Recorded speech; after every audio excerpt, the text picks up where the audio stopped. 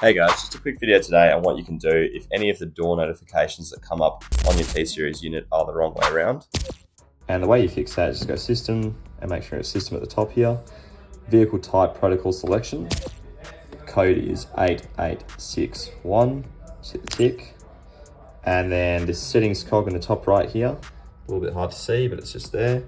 Tap that and you'll see front door display. And that's on reverse right now, so you can swap it to normal, or if your things are the other way around, just swap it to the other version.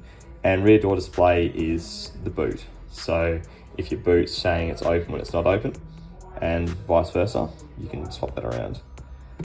And then for the actual rear door, so the two back doors, that will be rear door status. So you can just change that between positive and negative, and that's in System here.